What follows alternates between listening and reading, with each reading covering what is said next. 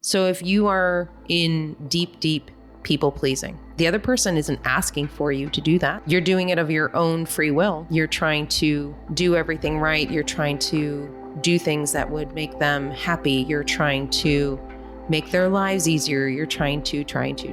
And the other person isn't asking you to do any of these things. And so if you are in a place where you are trying to help others and you are abandoning yourself, you're not paying attention to what your inner self is saying, then the only place that is going to go is resentment.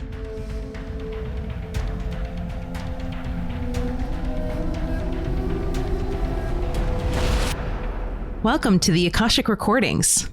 I'm Annette Dalloo, Akashic conduit, channel, and spiritual guidance coach. I want to thank you for joining me today. The Akashic Recordings is created through the cooperation of my clients who have agreed to have their sessions recorded. Of course, with their permission, I am able to share these beautiful sessions with you. If you are interested in booking a session with me, you can go to my website at infinitesoullove.com.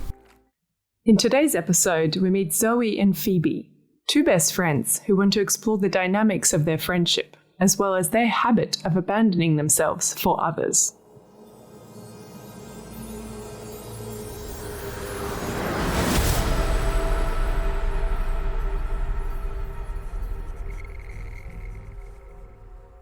Okay, so tell me what you would both like to cover today. So I had a question about our relationship. We were just wondering if we had past lives together or if we were soul family.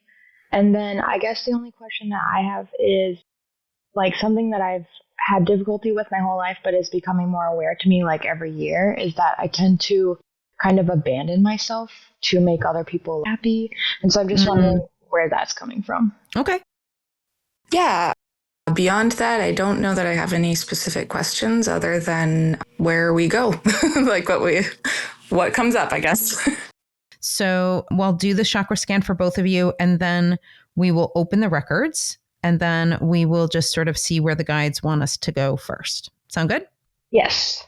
Okay. So we're going to start with Zoe's root chakra first. So they're splitting it in two right now. They're saying that they're going to show it to me in relation to Pheobe and then on your own as well. So in relation to Pheobe, you're in a place of stability and harmony. I'm hearing rock solid, and this is something that has been going on for many, many lifetimes. You have cultivated this stability with each other for quite a while. And then I'm going to look at Phoebe's root chakra. So it's interesting because Phoebe's root chakra is not as grounded. It's almost as if, Zoe, you're grounding the friendship for the both of you in terms of that solidness. And it's not to say one is better than the other. It's just that Pheobe has a tendency in her root chakra to be more movable. She's definitely more in a space of a transience. So is able to very much move her energy where she needs it to go. And then Zoe, you're more of that anchor for the two of you, which is a really beautiful balance to have between the two of you, because somebody does need to be the anchor and then somebody needs to sort of do the ethereal exploring. And that's kind of what your roles are. We're going to take a look at a lifetime between the two of you where something happened and it actually had a pretty big effect on you, Zoe. But then Pheobe, it didn't have a big effect on. Basically, you brushed it aside and were able to sort of move through that energy really quickly. And there's sort of a misunderstanding there for Zoe as you're going through this and saying, well, I don't understand how this couldn't have affected you the way that it affected me. So we'll take a look at what that lifetime was that sort of had an effect on both of you. Okay, so then let's move that energy up to the solar plexus chakra. You amplify each other. You amplify each other's personal power. You made a vow to each other a long, long time ago and many lifetimes ago, never to tear each other down, always to lift each other up. And it's not to say that you don't have misunderstandings or you don't have times where you have had disagreements, but it's always in a way that is still with love. It's almost as if you each regard each other in higher esteem than you regard yourselves. Does that make sense? Yeah, I connect with all of that. Yeah. Okay. So is that a vow that we need to clear, or can we keep that in place? That is up to them. Okay. So that's up to you both if you want to keep that vow or not. I think that's a great vow. I don't want to lose that. I like the vow, but I want you to hold yourself in a higher regard than me. Yeah, I guess that's my first question, right? It's kind of hard. I feel like I'm in that vow with everybody then. Yeah, and that is something that we'll definitely cover, and that's putting others before self, sacrifice, right? And that's what it is. It's a sacrifice, and it kind of gets into that codependency. Here's what we can do. We can clear the vow, but then that doesn't mean that you don't have to keep each other in high esteem. Just because you didn't make a vow doesn't mean you're not going to still lift each other up. You still are going to do that because that's who you are. But getting rid of the vow will just sort of remove any sort of energetic obligation, if you will. So then, like, anything we do for each other is out of like pure heart versus... Yes.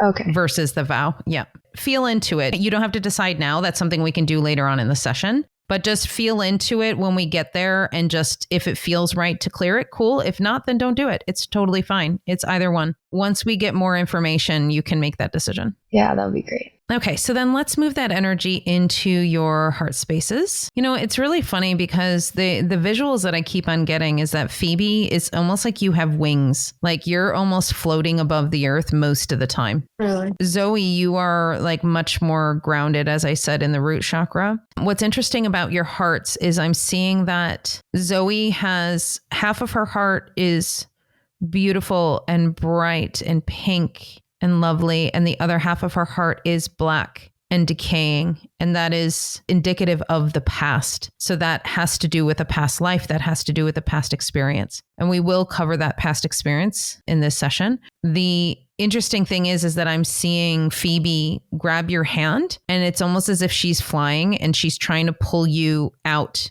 of the past. She's saying, don't pay attention to that, stop looking at that.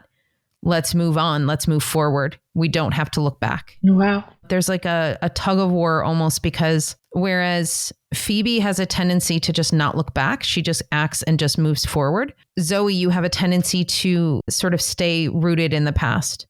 And you're not wrong in the sense that your reasonings are saying, well, I don't want to repeat the same mistakes we did before. I don't want to do the same things we did before. I want to be able to move forward. So in order to not repeat the same mistakes, we need to remember the past. We need to see what we did so we don't make the same mistakes. And what Phoebe is saying is, she's like, yeah, but we don't have to live in the past. We can remember it and we can say, yeah, we're not going to make those same mistakes, but we don't have to have our energy reside there. Her energy is trying to pull you up out of the past. That's beautiful. All right, so then let's move that energy down into your throat chakras. Wow, you talk a lot, the two of you. Yeah. Like I'm seeing like hours and hours and hours of conversation. And you're both really good communicators too, to each other. You're very aware of each other's sensitivities. You're aware of where each other is in terms of your insecurities and the pain points that you have. And you're both very careful about not trying to push each other's buttons. That's not the purpose of your relationship. It's there as a supportive nature. We have plenty of people in our lives that push our buttons, so we always need a few people that don't. Absolutely. All right, so then let's let that energy land softly in your heart space, keeping us connected to that beautiful Gaia energy while we access the Akashic Records. I want to thank Akula, my Akashic guide. Thank you so much for being here. Thank you to Archangel Metatron and Archangel Sandalphon for allowing us access to the Akashic Records today. Okay, so of the lifetimes that we need to look at, where do we need to go first? The root chakra. Yeah, that's what I thought. So real quick question in terms of soul family. So are Phoebe and Zoe soul family? Yes, they are. They are soul family, but they do have very different jobs, so to speak, within the soul family, which is why their energy is very complementary and it is very different. All right, so go ahead and show us what happened in the lifetime where Zoe is looking into the past always, where she's worried about repeating the past. Okay, this is the lifetime where you made the vow. So your sisters in this lifetime that we're looking at, and I'm getting that this was about 7 lifetimes ago. Zoe is the older sister, Phoebe is the younger. There are no siblings in between, but you do have older siblings. You were not a particularly wealthy family, but you were a family that did have some money. So you weren't super poor, but you weren't also part of what you would call society, if you will. Your older siblings were able to move on with their lives, get jobs, get married, have families. And you had a decent age gap between the two of you, between Zoe and Phoebe. I'm hearing that it was about 4 years. And the problem is that Zoe really wanted to move on with the rest of her siblings. She wanted to be one of the people who goes out and gets a job or is able to help around the farm where you worked. You had a farm, you had stables, you had animals, you had a bunch of different things going on in the place where you lived. But if you were working on the farm, if you were helping out, basically what that meant is that you were able to go into town every once in a while. And this is something that you really, really wanted to do. You wanted to be able to leave the house and leave the area where you lived. You wanted to be able to explore other things. And more times than not, what happened was your mom and dad left with the older siblings to go into town and left you to look after Phoebe, which created a lot of resentment. You were really irritated that you were always left behind because of your sister. So you felt like she held you back in a lot of ways. And what you didn't realize was that your parents didn't do it on purpose. It's not like they didn't want you coming into town with them. It's just that from a practicality standpoint, your mom needed to go to town because she needed to run certain errands. And then your father also, and then the other kids that were older were going to be more of a help. And so you formed this sort of idea at a pretty young age that your family didn't care about your needs, that your family didn't care about the things that you desired. And then you blamed it on your little sister. You blamed it on Phoebe. Now, Phoebe was just a small baby at the time. She was no more than 2 when you sort of formed this idea. And then this idea just sort of grew as you got older. And it started with not necessarily your parents not letting you do the things you wanted to do, but basically your job very quickly became just sort of babysitter and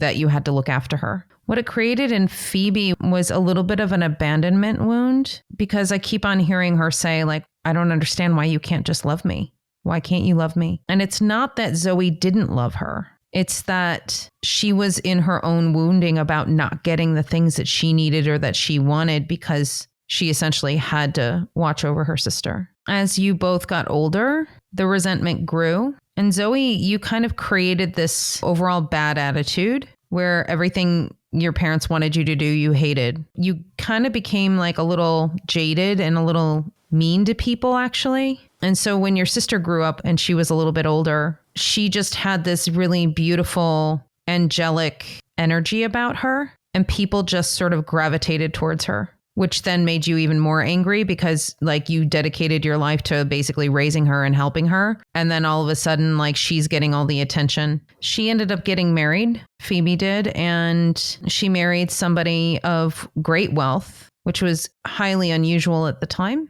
But the man who married her just fell in love with her astounding beauty. And Zoe became much more resentful as well because she had no prospects and she was working at the time, which she did love. She loved her work. And she ultimately didn't even want a family. After raising her sister, she didn't want to have children because she thought that it was just too much. It took too much out of you. And so that was her idea of having a child, was that it was just too much and it sacrificed too much. What she was putting out into the universe is that she did not want to get married or have children, even though she did in a certain way. And also because of societal pressures. Phoebe was never angry at Zoe, though, because she understood. She knew why Zoe had this anger about her. She felt bad for her. She felt bad that this is what she felt and how she moved through the rest of her life. And Zoe ended up taking care of your parents in their older age. You never did leave the house. You stayed in the house where you grew up in, which is the one thing that you didn't want to have happen. It was almost like it was a self-fulfilling prophecy based on your jealousy, your anger, and the frustration. So that's the lifetime that they were referring to, that they are saying that you didn't want to repeat. You didn't want to repeat that lifetime and have that anger and resentment towards Phoebe. Okay, so when was the vow created? When did they make the vow? So later in life, Phoebe got very sick, to the point where she almost died. And it was at her hospital bed that Zoe held her hand and did apologize for the anger and the attitude that she had when she was younger. She was able to finally express her full love for Phoebe. And I'm hearing you both say, let's promise to always support each other from here on out. Let's promise to always be there for each other and help each other. lift each other up. Phoebe is saying to Zoe that she tried to lift her up. She tried to help her out of that past, of that resentment, but you were just so stuck in it that you couldn't see a way out. So it was from that point on that you decided to have an appreciation for each other. You did grow closer towards the end of your lifetimes in that lifetime. And Zoe, you made your peace about never leaving the home. After your parents died, you just sort of took over the home and it was yours. You took over the farm and the animals and all of the other things that you did. I don't know why they're showing me this, but they're saying you had bees as well. Like you kept bees, like honey that you sold in town and things like that. I think they're showing that to me because that was something you really enjoyed. That was like a piece of the work that you did that you loved. You loved taking care of the bees. Like connecting with nature was one of your biggest joys. All right, so I'm going to pause right there and ask both of you if you have any questions about that lifetime. I don't have anything. Do you have anything? I don't think so. It was really very interesting to hear. Thank you. Okay, so then based on that information, is the vow that you made in that lifetime, is it something that you both would like to keep or release? What do you think? I guess, like, if it releases any type of codependency, I would say yes. But also, I don't know, I think it's like a beautiful promise to, like, always lift each other up. I feel like we've done that in our relationship so far, and I wouldn't want that to change. All right. So what we're going to do is we're going to update the vow then. Okay. We'll make a little modification. Okay. Yeah. Sounds good. So what I'd like to do is I'd like you to imagine that you're both standing in a field of grass and flowers, and surrounding you is a circle of trees that is offering up a beautiful barrier of divine light protection. And I'd like you to imagine that in front of you, there's a door, and I would like you to open the door and walk inside. On the other side of this door is your sacred space. It is where your Akashic records are held. And I would like you each to imagine that there is a pedestal with a book. Each book is respective to your journey, to your records. And it contains the signatures of everyone you've ever had any interactions with over the course of your lifetime here on Earth. And we're going to open both books to the section where this vow resides. And we're going to ask the both of you to release each other from this older vow, keeping all the lessons intact, but removing any vow that was taken at that time. And I'd like you to imagine that you're both signing the Akashic records, releasing each other from that vow from 7 lifetimes ago. Okay, so I'm sensing some hesitation on Phoebe's side. So the one thing I do want to mention is that this process of removing this vow, we're then going to rewrite the vow so then you can sort of update it. So we're getting rid of the old energy and we're going to bring it back into the new energy and we'll create a different vow for you, okay? Okay. Okay, it is done. Okay, great. Thank you. So then I would like you to imagine that you're turning to a brand new page in the book. And you are creating a vow together right now. And we're going to start the vow with, I vow to always lift you up to the best of my abilities, as long as my energy allows it, until the end of this lifetime, by which this vow can be renewed for another lifetime. So how does that feel for both of you? Feels great to me. Feels really good. Good. Okay. So the reason why I had that particular wording is because we want to make sure that it is only as your energy allows. And that sort of removes that potential for codependency. So if your energy is not in a place where you can uplift each other, then you need to go and connect with yourself and cultivate that energy within yourself and then give yourself what you need. And then from that point, then you can help each other. I love it. And then also the caveat of doing this always until the end of this lifetime. Then it's renewable upon your deaths and or once you cross over, you can decide to renew that vow if you want to for the next lifetime. But then that way you're not living with something from the past in the next lifetime as well. Fantastic. Thank you. Yeah, you're welcome. Yeah, thank you. Is there anything else that you both think that you would like to add to that?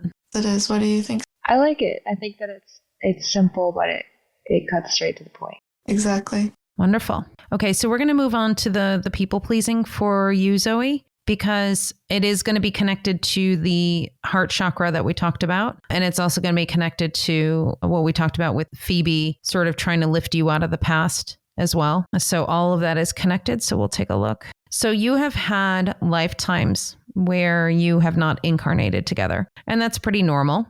When you have soul family, there are times when we will stay on the other side for one or the other, where maybe Phoebe, you were the spirit guide for Zoe in a particular lifetime, and then maybe in another lifetime, it's vice versa. We don't always decide to incarnate together. Even if we do incarnate at the same time, sometimes we won't incarnate in the same places. You both might incarnate in a particular time, but not ever actually meet. So you can have different experiences. We're not always going to have experiences with people from our soul family because we need to have different experiences. Otherwise, we won't learn. So this particular lifetime was one where Zoe was incarnated on Earth. Phoebe was not. And this was a really, really dark time, not only for Earth, but also for Zoe overall. So let's take a look at what happened. Oh gosh. Okay. So I'm seeing Phoebe on the other side as a spirit guide, literally like covering her eyes and going, oh God, no. Oh my God. It's like you're watching a train wreck and you can't do anything to stop it. This is part of the reason why it is super, super important to ask your spirit team, your angels, your guides of the highest light to help you. And I like to try to do it every day. I don't always remember every day, but it is always something that you do to help get through the day, and your angels and guides can help you. At the time, you didn't know, Zoe, that this is something you could do. So then let's take a look at what was actually happening. I've never seen this before. Basically, the life that you signed up for, Zoe, in that lifetime didn't happen. You were born as a child, as a baby, and you were kidnapped and taken away from your parents. So the whole life that you had planned for that particular lifetime as a soul was completely null and void because basically you were kidnapped from your parents and that was not meant to happen. So then because you were kidnapped from your parents, you ended up having this whole other life that you were just not meant to have. Wow, that's crazy. And it wasn't a great one either. Because you were kidnapped, you were put into, I'm hearing like it's like child slavery, essentially. And it was really, really difficult because you as a soul remembered the love of your parents. Even though you were an infant, even though you were a baby, you still did remember that love of your parents when you first were born. And so to have that love within you and to know that love, but then to not have it and then not remember your parents and not remember any of that and just think that you were just born into this awful situation was really jarring for you and for your soul. Like your soul in your body was kind of like, this isn't right. It was like your soul was in prison, like pounding on the bars going, we're not supposed to be here. Like we're supposed to be somewhere else. There was a lot of things that happened to you in that lifetime that just never should have happened. Okay. So do we need to see anything else? We don't. Okay. They're saying that we don't need to see the nitty gritty of everything that happened because in fact, it wasn't supposed to. So to keep it sort of going in your energy field doesn't actually serve you. So we can just make the assumption that the rest of that lifetime was probably not the best for you. Yeah, that's good. Yeah, it's like it's good to skip over that. Yeah. And then also to help you to understand that any feelings that you have of fear of something really bad happening to you is coming from this lifetime. So if you ever have just this really weird disjointed feeling that something bad is going to happen, that's where it's coming from. Well, I have always had this like innate fear inside of me that I'm going to be homeless. And it's like really pushed me to do everything in my life. But I don't know if that has anything to do with that. It does. Oh, wow. Yeah. Because even though you weren't homeless necessarily in that lifetime, you were alone. If you didn't continue doing the things for these people who kidnapped you, if you didn't continue doing the things, you would be homeless. You would be on the street. That's exactly how I feel in my life now. Yeah. It's kind of this feeling of being tied to something that maybe you don't want to do, but yet you feel like if you don't do it, you have no other choice. Yeah. Wow. Okay. Every time you have that feeling, they want you to just take a deep breath and imagine that version of yourself from that previous lifetime. Just give her a hug and let her know that everything is going to be okay. Because you have your skills, you have your smarts, your brain, you have your abilities, you have everything that you need to succeed. And also the universe supports you. And you know this already because you've seen the support that you've received from the universe. You've seen it. And also like they're extra supportive because we get this sort of support after having a lifetime like that, where it's like, that wasn't supposed to happen. So, okay, the next few lifetimes, we're going to help her out a little bit. So you get a little bit of extra support. Well, that's nice. Yeah, I do feel it. Yeah. And then for Phoebe, the feeling of helplessness, of not being able to help, the feeling of standing by and having to watch what was happening without being able to do anything, having your hands tied, not being able to take action on something, that frustration is something that really permeated in that particular period of time. So we're going to remove any and all psychic debris from that lifetime, from both Zoe and from Phoebe. Okay, so there is one thing they're wanting me to mention to you, Phoebe. You do have a tendency to move forward with things and just say, hey, just don't look at the past. Don't worry about what's happened in the past. Just let's move forward and go into the brighter future. What they want to share with you is that in order for Zoe to heal from this, she needed to look at the past. There are times when we do need to look at the past in order to heal, like to just ignore it and move on. That feeling that we have in sort of the back of our consciousness is going to continue to get bigger and bigger and bigger until you deal with it. You are correct that yes, we do need to move on. We do need to move forward in new energy. There are times though that we do need to deal with the old energy before we move forward. It's not necessarily something that you do as a human. It's more on a soul level that you do this. So this is just to speak to your soul, to help your soul understand and know that it is okay to go into the past and to look and to see what needs to be healed. I think it's a good reminder for my human self too. So thank you. Yeah. Well, because a lot of times, especially when we're going through a spiritual journey, sometimes we have a tendency to do what they call spiritual bypassing. Spiritual bypassing looks a lot like toxic positivity. It's like, oh, everything's great, and I'm just going to meditate my way through everything, and I don't have to worry about any darkness because it's not there. It doesn't exist. It's only light. Light only exists. And if I'm only in the light, then darkness can't touch me. And all of those things are true to an extent. But if you're just sort of glazing over what you truly feel inside, it's like something that's going to grow under the surface until it gets so big that you're going to have to deal with it. Right?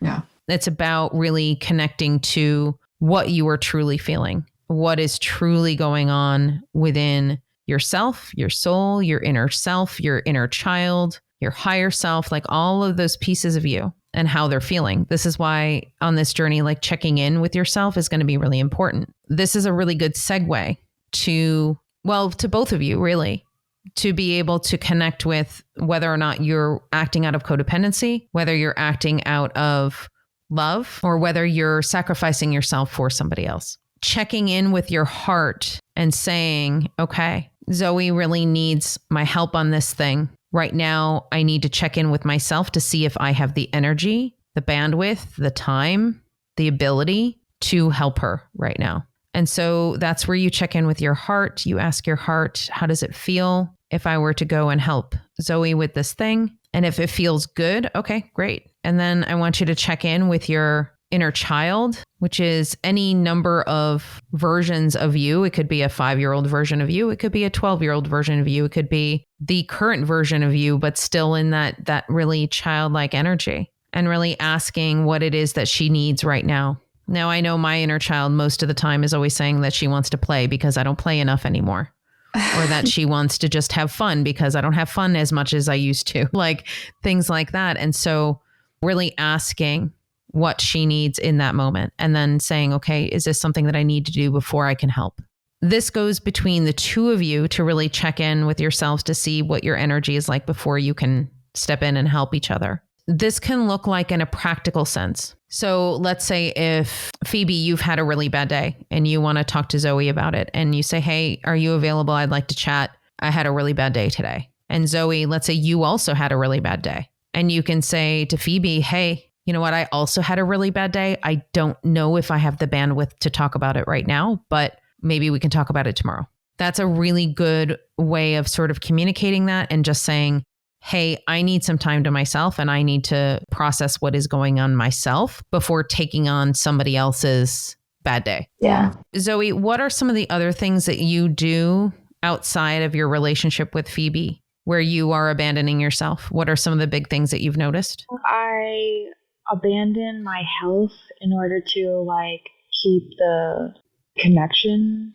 going, like in a lot of ways with my family and my friends and even with work. Like I tend to put the relationship with them in front of my practice or like my ability to even like nourish myself. Yeah, or like even just like smoking or drinking or, you know, whatever it is that everybody else wants to do. And I end up like getting to a point of being burnt out like I am right now. I just feel like I always end up being left with a lot of stuff that I have to pick up after kind of putting myself into a position to make other people feel comfortable or feel liked or feel accepted. I don't know if that makes any sense. It does. So there's a couple of things that I want to separate out. So the first thing is the vices. When it comes to the vices, like drinking, smoking, doing anything in terms of a vice, is it something that you are doing socially to be accepted and to feel like you're part of what is going on? Or is it something that you personally use to cope?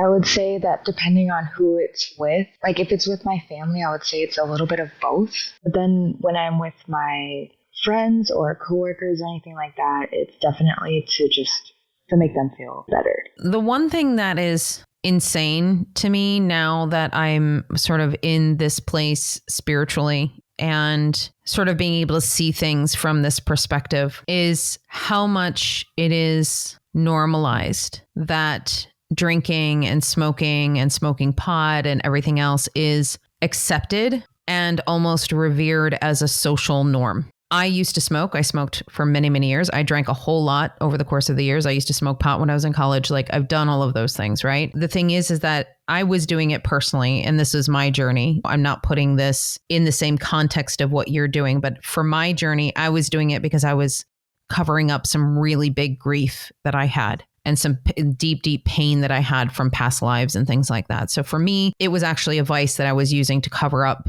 some of the emotions that I didn't want to feel. And once I worked through those emotions, which took decades, but once I worked through them, my desire to smoke went away entirely. My desire to drink went away entirely. I never would have thought I would be this person now that says, no, I don't drink, but I don't anymore. Do I have like a glass of champagne every once in a while? Sure. But for the most part, I don't drink anymore. And it's not to say that I'm vilifying it, but it's insane to me that we have to make other people feel comfortable with us by participating in those things.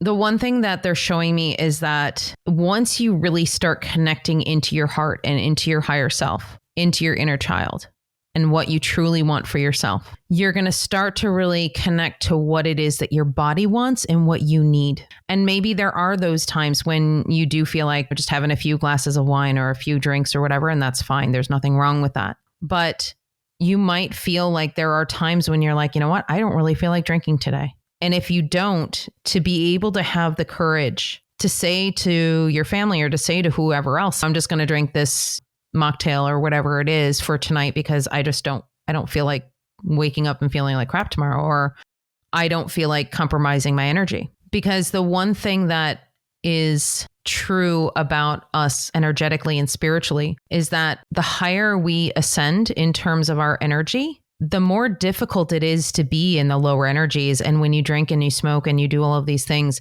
it actually does lower your energy. There's going to come a point in time where it's going to actually become super duper uncomfortable to do these things. And actually, that's part of what happened to me, is that like it actually started making me feel really, really awful when I would drink or smoke or anything like that. Once I realized, okay, I don't want to feel like this anymore. This feels really crappy. Once I moved through the grief and started to feel it and started to really release it, then, like I said, my desire to do these things sort of subsided.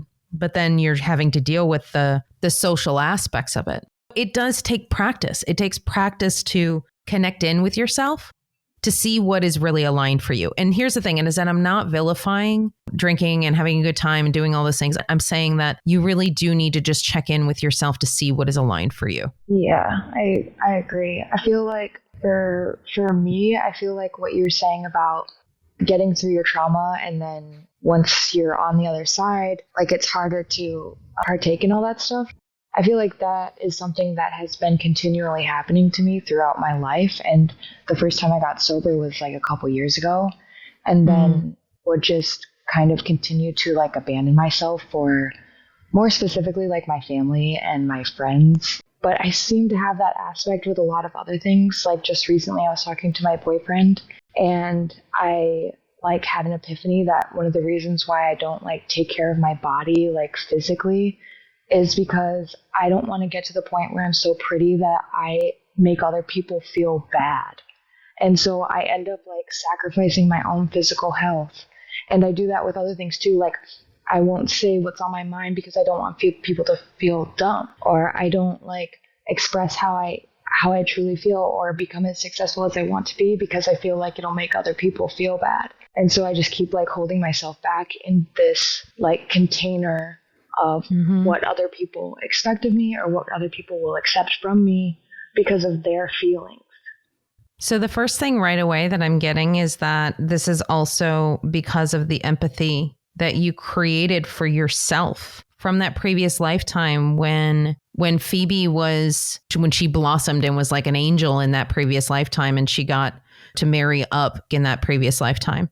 And the fact that you knew how it felt to see her blossom and outshine you. And so you didn't ever want to make anybody else feel that way because you know how it feels to feel like you are left behind or outshined. And so paying attention to the fact that this is merely a connection to this previous lifetime, where it's sort of this weird meta thing where you're almost, by not wanting other people to feel bad, it's stemming from the fact that you had compassion for yourself for feeling bad in that lifetime. Does that make sense? Yeah. Okay. We're going to reframe this. So every single time you feel like you need to hold yourself back because of somebody else. So you can say something instead of saying like, I'm afraid that somebody is going to be feeling bad about themselves because of my looks or because of my skills, whatever the comment is. And you can do the cancel, clear, delete, and just say to yourself, my growth is for myself and it is to my benefit to not restrict my growth. Yeah, that sounds right. That sounds better. Okay. So start there and move into sort of the higher levels of, I can be inspirational. We sort of are taught to be self-deprecating. And we are taught that, yes, of course. Okay. So if we say that we're beautiful and that we're successful and that we're capable and all of these things, that makes us stuck on ourselves or narcissistic or something like that. And it depends on where the energy is coming from. If it's coming from a place of empowerment, if it's coming from a place of really knowing who you are as a soul, every single person on this planet would feel that way. Because every single person on this planet, I don't care who you are, every soul within that human is beautiful. And I know it's hard to imagine that because there are people in this world that are bad people, that do bad things. Yes, of course there are. But they also have a pure soul within them. They just happen to have a lot of really crappy psychic debris around them that is having an effect on what they're doing in their human selves. But on a soul level, everybody's soul is pure. So when we start at that benchmark of everybody's soul is pure, everybody's soul is whole and beautiful, then we all are beautiful. We all are capable. We all have these abilities. And it's about allowing that to shine through. And eventually, you might inspire somebody else to be able to let theirs shine through too. So do you feel the difference in that energy between that and like somebody who would be sort of just like kind of putting on airs and saying, look at me, I'm so inspirational. You know, it's like there's a vast difference in those two energies, right? Yeah. I like the idea of just like taking what other people think just like out of the equation completely and just going through my day in my own energy and using that energy to decide what's right for me without the catalyst of how is this going to affect somebody else, especially if it's something that's good for me. Exactly. And then likewise, if it's something that isn't good for you, that's going to be another aspect of trying to figure out, okay, well, if this is going to offend somebody, what do I do? What do I do with that? I'll give you a really, really good example. This is actually kind of a funny example. So I grew up in a Middle Eastern household. So my aunt used to make food for an army of 20 on a daily basis. Like no matter when you walked into her house, she was making food for 20 people. And so I would walk in and she would say, "Oh, you have to eat. I've made so much food. You have to eat." "No, Auntie, I'm sorry. I'm not hungry." No, you have to eat. You have to eat." "No, Andy, I'm not hungry. It's okay." No, you have to eat." "Oh, okay." I finally would cave and I would eat. Yeah. And it's like, okay, so I'm doing that because I don't want to make her feel bad. I don't want her to feel bad that she's been cooking for an army of 20 every single day. But the thing is that it wasn't my decision for her to cook for 20 people every day. Right. That was her decision. That was her way of making herself feel better. Was it a big deal? No. I was a child. Her food was really good. It was fine. But it's one of those things where if you are in a place where you are finally caving into something that somebody is trying to put on you, that is abandoning yourself. Finding ways to get through those types of situations is what you're going to need to do in terms of approaching the situations before they actually happen. So in that instance, what could I have done? Well, I was a child, so I don't know that there was a lot that I could have done because I didn't have the knowledge that I do now. But if I were to walk into that situation now, I might say, "Auntie, it's so wonderful that you are cooking all this food and I love your food. You know how much I love your food, but I really just ate. I'm not hungry, but I would be super happy to take some home for dinner later on tonight, or I'd be happy to take some home for tomorrow if that's okay with you." Something like that. Finding a different way to approach the situation. So you're feeling like, okay, you're acknowledging the fact that they want this for you, but you're also putting up a boundary, but it's a gentle boundary. It's not like a no, back off, quit trying to tell me how to eat. It's not like you're putting up a really strong hostile boundary, but you're putting up a loving boundary. Right. Okay. Okay. Is there anything else that we need to cover for Zoe in terms of the people pleasing? Yes. Okay. What else do we need to cover? Phoebe, they're saying that you have a similar problem, actually. She does. I've been known to dabble. All right. So we're going to take a look at that for you as well. It's going to be helpful for you as well, Zoe, but Phoebe has a slightly different take on it and what she does. All right. So let's take a look. So this isn't for you, Phoebe. This isn't from a past life. This is actually just from your upbringing. I'm seeing that your mom has been like this as well. This is kind of generational, actually. It seems like it specifically has to do with men. Are you in a relationship right now? I am, yes. So I am seeing that it's not so much with your current relationship, but in previous relationships as well as like generationally with your mom, your grandmother. Like there's been a long line of history of women sacrificing themselves for their husbands, for their significant others. Not in like super big ways, but just in small ways. But it's like, I'm hearing death by 1,000 cuts. It's like little tiny ways of sacrificing yourself, putting the other person first, putting the husband or the significant other first, putting their dreams first, putting their hopes first. Their needs mean more than mine. I'm stronger, so I can handle it. Ah, that's interesting too. Looking at the men in the family as not being as strong as the women, and so therefore they need more help. So sacrificing yourself for more of that. Okay, so is this something in the ancestral line that we need to clear? It is. Okay. All right. So we're going to take a look at where this originates in the ancestral line. They're saying to me that this has been going on for 6 different generations in your family on your maternal side, but it has pretty much ended with you. It's part of what you came here to do is to sort of like clear this out of the ancestral line, but it's not fully gone yet. So we can actually clear that today. Let's take a look at where this originated. It was mostly societal. Okay, that's what I figured. They're showing me pictures of back in the day, back in the 60s, in the 50s and 40s and, beyond. They would have these magazine articles or they would have these ads that basically say like, here's how you can please your husband. Here's how you can make your husband feel more comfortable when he comes home from work every day. It was just bombardment and it was constant. Basically, every ad of every magazine, everything always said, this is what you can do to please your husband. And this is sort of a societal thing that has been happening for centuries. I mean, quite frankly, many, many, many centuries. But with the last couple of centuries with advertisements and things like that and magazines and newspapers and all of those things, like it became much more prevalent as a collective thought to always live for your husband. And this is what we are meant to do. This is what our job and our role is in life. And so when this is permeated through an ancestral line, then it's not surprising if this also permeates through other parts of your life, not just relationships, but in other ways, abandoning yourself in other ways. All right. So we're going to imagine that you have your entire ancestral line going back 6 generations.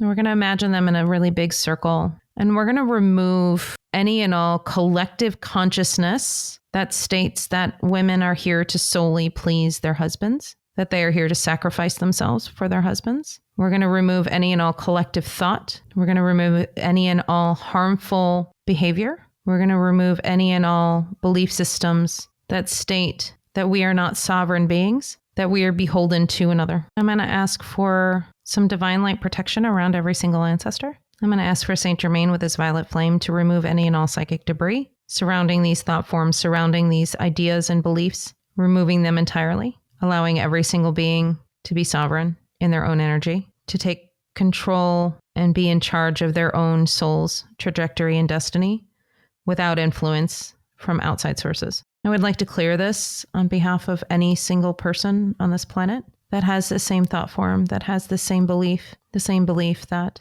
women are here to serve men, the same belief that we need to sacrifice ourselves for men or for somebody else, sacrifice our needs, our wants, our desires, thereby empowering every single person, both men and women, all genders, across all directions of space, time, reality, and dimension, to be sovereign in their own beings. It is complete. Okay, so Phoebe, how do you feel? Oh, good. I feel like that was something I've been working on for a while. So it feels really good it just feels great. Sorry.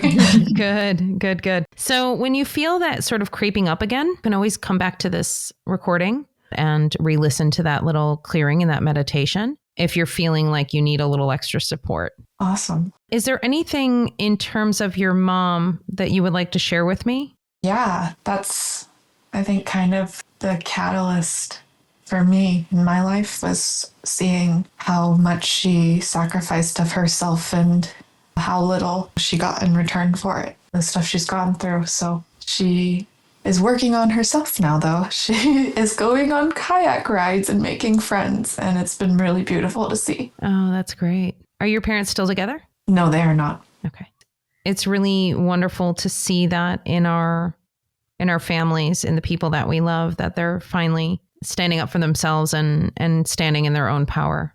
And it can feel really good to see them do that and to understand that they need to do it on their own, that there's nothing that we can do to help them in that respect, except for maybe what we just did now, which is that energetic help. Energetic help is the best kind of help we can give. If ever you feel like you want to help with her, like if, let's say she's going through a rough patch or something happens, that energetic work is the best way to help her, is to sort of connect into that collective energy and help clear that collective energy for her. And we can clear energy for other people. It's just the amount of time that it lasts is not very long, because if you can imagine, if you're surrounded by clouds, somebody can come in with a fan and blow away the clouds for a period of time. But then the second you leave with your fan, those clouds are going to come back, right? Yeah. So whatever she is working on, if you work on something together on an energetic basis, it can help her to see clearly for a little while and then see her way, even though she does still have things that she needs to work through. But at least maybe she'll be able to see that there's a light at the end of the tunnel kind of thing. So she's in progress in doing all of this. And it's something that you can also learn from to see how she's moving through this. Because it's not that you need to learn from this because it's something that you're going through, but it's like, I feel like somehow you're going to be able to help other people by watching what she's going through. I'm guessing that, Zoe, you had some other questions. I sensed a question in there somewhere. Can you ask like our spirit guides or a channel how we first met? I was just kind of like a Klingon to her. Like she had this magnetism and I just really wanted to be her friend. And it took her about like a year to start warming up to me, but I just didn't quit. And I was just wondering if there was anything about that. About how you met in this lifetime or overall? In this lifetime. Okay. Yeah, sure. Hold on. Let me check in. Remember in the very beginning of the session, I said something about Phoebe's energy being ungrounded. Mm-hmm. So they're showing me Phoebe's energy almost like it's on a string with a balloon She's at the top with the balloon, and the string is just sort of dragging on the ground. So it's not fully grounded into the earth, right? But it's touching the earth. So that's kind of what I'm seeing. And so Zoe's soul knew that instant recognition when she saw Phoebe in this lifetime. She had that recognition of who she was. And she knew because she saw the bright angelic light coming from Phoebe. And we keep on using that term angelic because it is true. You both have ascended into your angelic statuses already. This is your second round on Earth, if you will. The first time around is the first level of ascension, and that can take millions of years. But once you reach your ascension, then it is your choice to come back down to Earth to incarnate for a second round, which is what both of your souls and your soul family had decided to do. Because of your individual experiences in the previous round of ascension, you have very specific soul signatures. And because of this, Zoe was very easily able to recognize Phoebe's soul signature on a soul level. Phoebe's soul signature is like a beacon of light, whereas Zoe's soul signature is one of grounded love for this planet, love for the nature on this planet, love for the humans on this planet. She has a great love for this place, whereas Phoebe is a bit more disconnected from this place. She doesn't feel that vast connection to all that is on this earth. It is part of the reason why she did not recognize your soul right away, because it was almost as if she was seeing it from the perspective of you were just like every other soul that she saw. Because a lot of other souls that are grounded to this earth feel the same. They feel earthly. They feel like Gaia. They feel like Mother Earth. So it did take her a while to recognize your soul and to recognize the path that you had together. But that is not unusual. That's not something that is uncommon. It happens often where it takes a while for souls to recognize each other. Because you were younger, you were more malleable, it was easier to see the trajectory between the two of you. There is a knowing between the two of you. There is an understanding what your role is together and what you came here to accomplish together. You are the ultimate balance of yin and yang, if you will, the earthly energies and the heavenly energies mixed together. You are here to help others see that balance and understand that balance within themselves. You are also here to show people what it's like to have unconditionally loving friendships and connections. This is why forging your own path and not going on the path of others, following the path of others, or doing things to please others. It is the antithesis of what you came here to do. You are to be leaders, not followers. And the way that you lead is by example. Do not wait for permission. Do not ask for permission for stepping into your own power and doing the things that you need to do to step into your own power. Do only the things that are meant for you and that are aligned for you. This is how you will achieve the things you came here to achieve. You are, in fact, here to help each other in this process, as you already do. Is there anything else? No, not at this time. Okay. Do either of you have any questions about that? What are we here to do?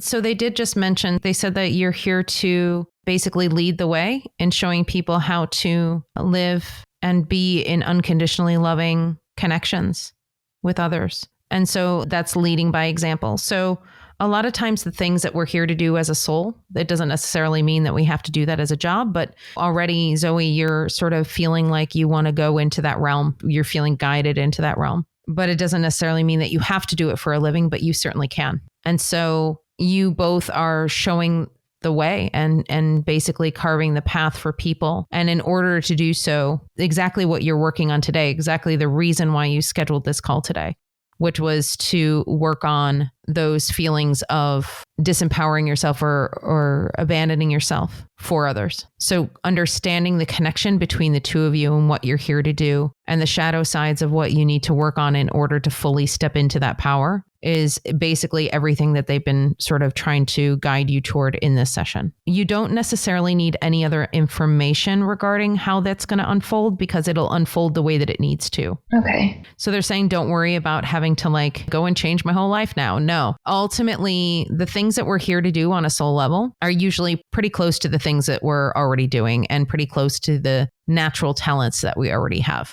It's just about shifting and changing them as we grow and ascend. Okay, awesome. Thank you. All right. You're welcome. Okay. So how do you both feel? I'm feeling good.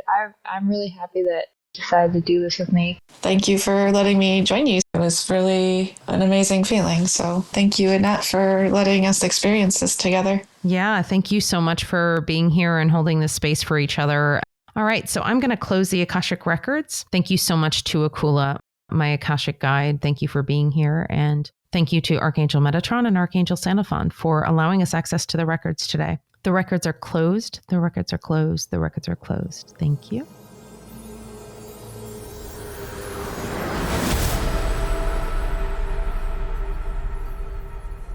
And a big thank you to Zoe and Phoebe for allowing us to record this session together. Annette, this was the second of our couple session in this season. The first one we heard was Marco and Rose, who are in a romantic relationship, and today we heard two best friends doing a session together. How often does it happen that you have friends doing a combined session? This was the first time, actually. It was really wonderful to see that they wanted to do this session together to sort of explore what their connection was.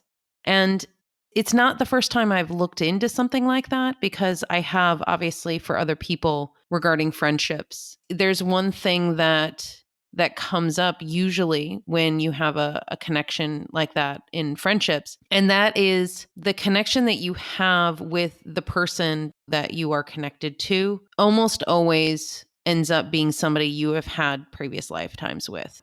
Everybody knows the people who they've known for lifetimes and the people that maybe they've just met in this lifetime. You can tell from a soul level. You can feel it. So then what happens if two people come to you for a session and they find out that they don't have any past lives together? What does that mean for them? It doesn't mean that it's detrimental or anything like that. So I'll use the example of my father. My father and I had never had any lifetimes together before, but that does not diminish our relationship from this lifetime. It still is a significant relationship, and he was there to teach me certain lessons. He was there to play a particular role. It doesn't diminish it. It just means that my heart connection, my soul connection with his soul, it just wasn't super, super strong. From a human standpoint, we had a connection, but from a soul connection, you just didn't feel that strong knowing, if you will. So what would two people be able to get out of a session if they didn't have any past lives together?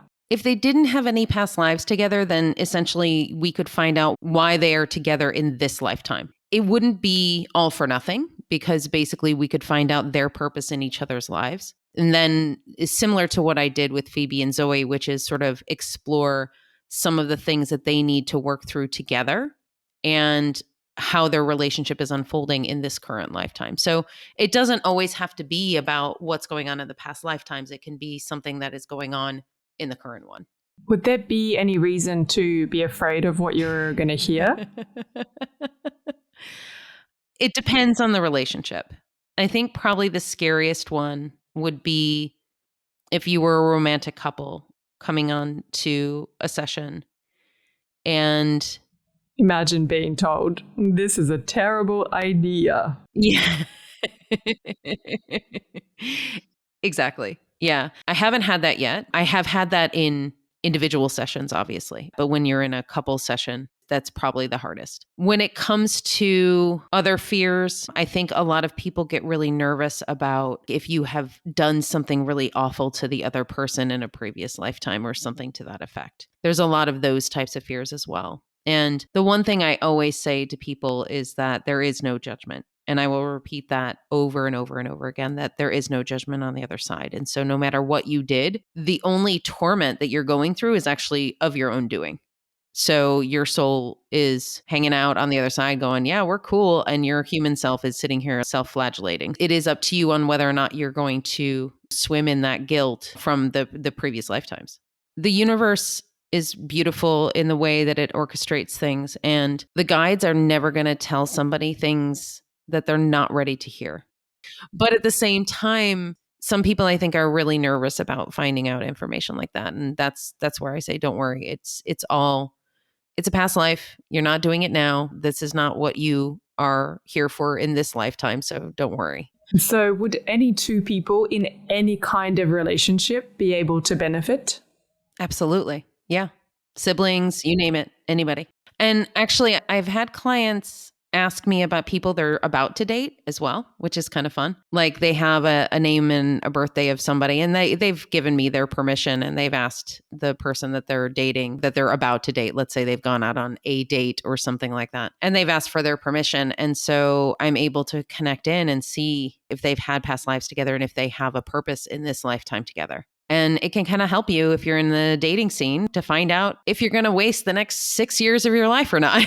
And it's not, again, something that I'm going to tell you, yes, this is good for you. No, it's not. I'm going to tell you what your purpose is or purpose isn't and what the potential challenges could be. And then you need to make that decision. So one of the things that really came through for me in this session was the emotional maturity of these two women. They sounded like two very young women, and yet they just have this really deep, profound understanding of each other's emotional needs and complexities. And I was wondering, what would you have to say about the concept of conscious friendships like the one between Zoe and Pheobe? So one of the things that I want to point out about Zoe and Pheobe was that what came out of the session was that they've already been on their ascension process once before. Basically, they are here to set the example and to show people how to be in these types of conscious relationships.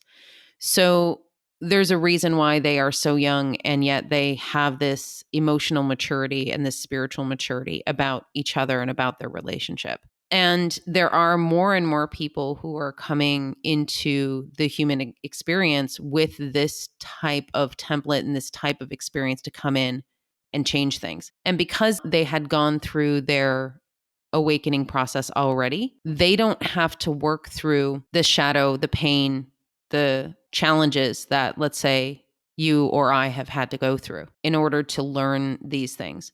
So they have that sort of extra leg up in the sense that they're kind of almost born with that knowledge. Now, it doesn't necessarily mean that they remember that knowledge upon birth, but they certainly have the ability to uncover that knowledge as their lives go on. And it's going to get just stronger for both Zoe and Pheobe as they get older. It is something that is unique at this moment in time, simply because there's not a lot of example of it in terms of the conscious friendships. Can you remember when you were younger having friendships that were that connected as well as not rooted in sort of wounding and codependency? I don't know. I certainly didn't have a lot of friendships like that when I was younger. Certainly not with this level of insight, no. I did have supportive friendships, but nothing that you could compare to the kind of friendship that you're witnessing between these two women, which I think is very impressive. I agree. And I think that most friendships could benefit from it, really. I mean, I was actually just speaking to a friend of mine yesterday, and she was having some challenges with one of her best friends. And one of the challenges is that she's been doing a lot of inner work. She's been doing a lot of work on herself, and her friend is basically sort of the same as she has been for the last many years. And it's starting to take a toll on their friendship.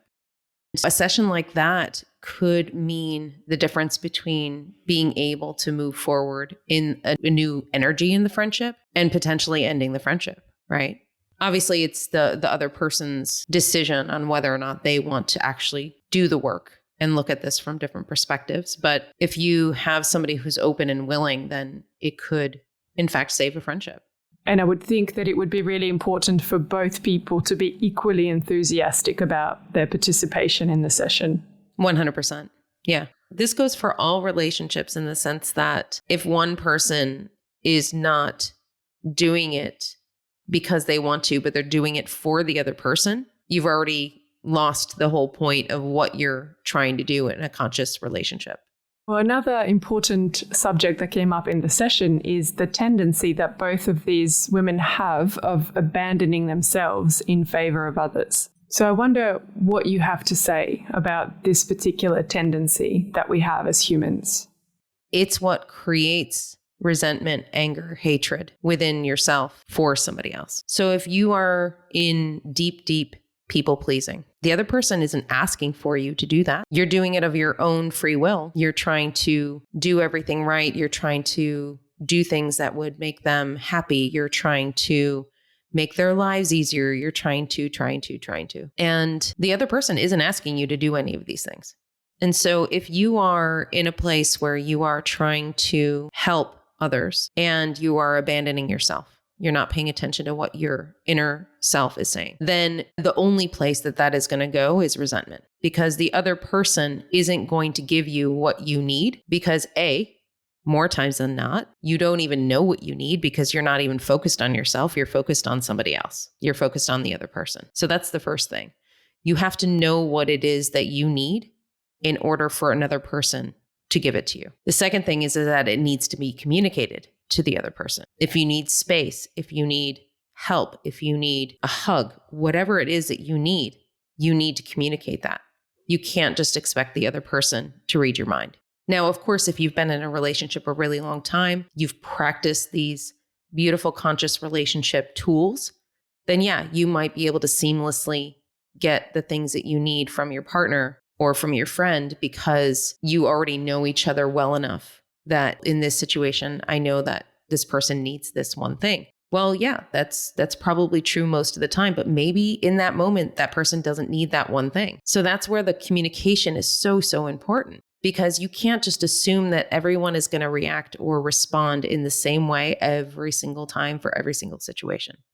The consciousness part of this is exactly that. It's about being conscious about who you are, what you want, what you need, who the other person is in your life, what they mean to you, and then being able to have that vulnerability to communicate with that other person, those needs, those desires. And then the other person will need to be equally as vulnerable. Where did people pleasing come from technically? Why do we do this as a default?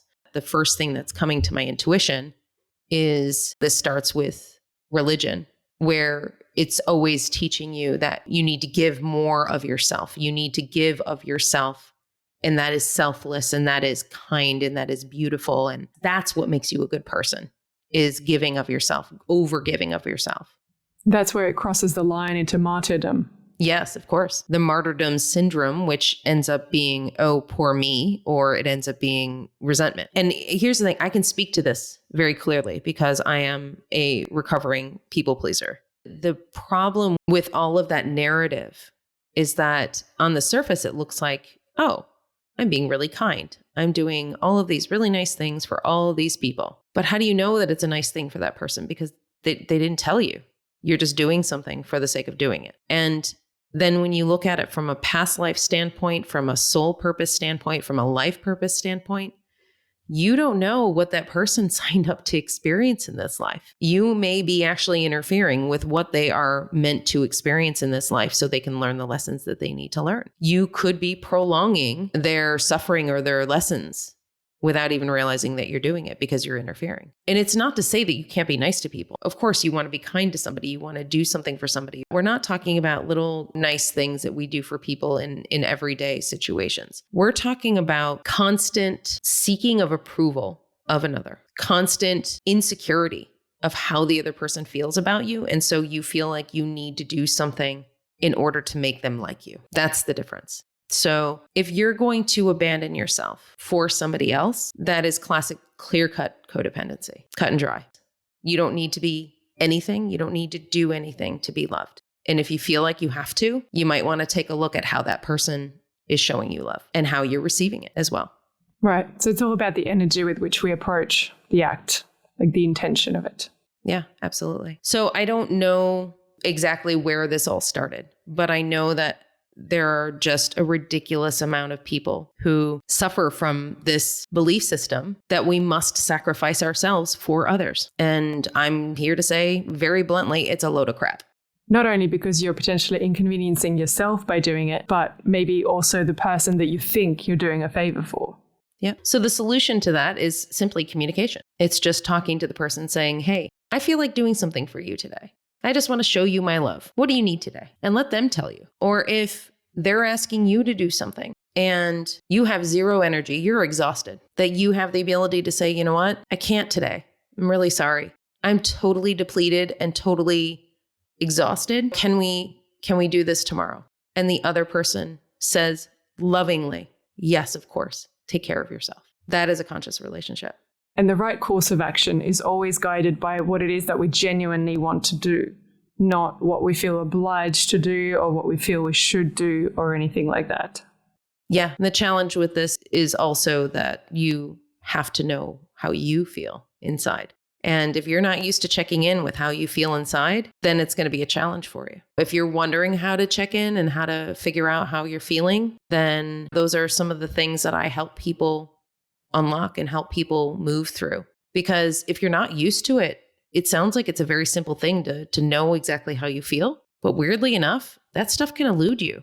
It really can. If you bury that stuff deep, if it's deep in your subconscious, you might not know exactly what's going on. So to bring it back to your question, which is basically, how do we know what we're feeling inside and how hard that is to begin with? Then on top of that, you have the extra added layer of the potential of a childhood where people were invalidating your feelings. So it could be multi-layered as to why you're having a hard time connecting in. And then also men, they're often taught that they can't feel their emotions. So there's that too. All right. Well, you've answered all the questions that I had for you today. Is there anything else that you would like to add? There is a beauty in this type of connection when there isn't anything wrong. There is a loving nature of finding out this type of information when you're not trying to solve a problem. And that's something that is rare nowadays. Most of the time when people are coming to a session or going to therapy, it's because there's a problem and that they want to fix it. The beauty of this that transpired with Pheobe and Zoe is that they didn't come with a problem. They just came with curiosity. And with that allowed growth, as well as even a heads up for potential issues down the road. So this vow that they had taken together, they were able to consciously rewrite it so they could feel free in their relationship. A lot of times the karmic bonds, the karmic ties, the vows, all of those things can make it feel really heavy within a relationship. Being able to rewrite a vow or get rid of the vow altogether can make all the difference in the world in the energy of a relationship. And so they didn't even know that that was something that they wanted or needed to work on. And if you remember in the beginning of the session, they were like, oh, we don't want to get rid of that. That sounds like it's a great vow. But then as everything unfolded, they started to realize, oh yeah, that I could see how that could be somewhat codependent. So then allowing yourself to move through those types of subject matters before it becomes a problem just makes life that much better. So I would encourage people, if you want to get a couples session, whether it's with a family member or boyfriend, friend, and make sure that they are as excited about the session as you are. Don't be dragging them. I don't want any people coming on trying to drag the significant other or somebody to get a session, because those sessions will not go well, I promise you. As long as the other person is just on as much on board as you are, and you might be able to get to some things that will avoid pitfalls and problems in the future. That would be my takeaway that I would hope that people could get from this particular session, is that you don't always have to wait until there's a problem. Wise and beautiful words. Thank you. Thank you. So until next time. Until next time. If you're enjoying this podcast, I really would appreciate it if you would give it a like, a thumbs up, wherever you happen to be listening. Make sure you're subscribed so you don't miss an episode. And if you need to get a hold of me, you can certainly reach me on my website at infinitesoullove.com. You can also reach me on all social media at infinitesoullove1111. That's on YouTube, Instagram, TikTok, and Facebook. You can find this podcast anywhere you listen to podcasts. Spotify, Apple, Pocket Casts, anything that you use to listen to podcasts, you can find the Akashic Recordings. Thank you so much, and don't forget to join us next week.